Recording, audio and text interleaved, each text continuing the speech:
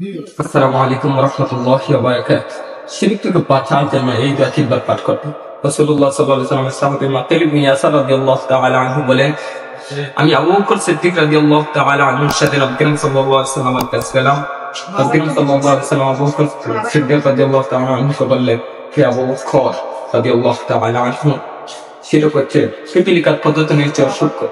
বলতে আবু বকর রাদিয়াল্লাহু তাআলা আনহু বললেন, আল্লাহ রাসূল সাল্লাল্লাহু আলাইহি ওয়াসাল্লাম কোন ব্যক্তি যদি আল্লাহর সাথে ইলাহ হিসেবে গণ্য করা ছাড়াও কি শিরিক হয়?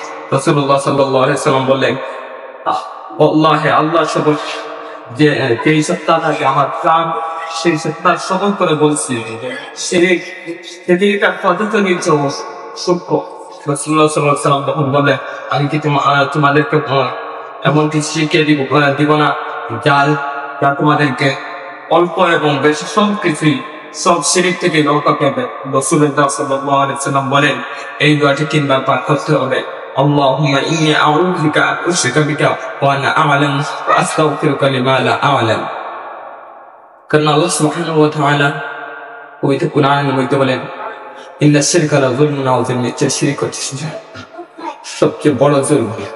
এর জন্য শিরক থেকে বাঁচার জন্য এই দোয়াটি তিনবার পাঠ করতে হবে।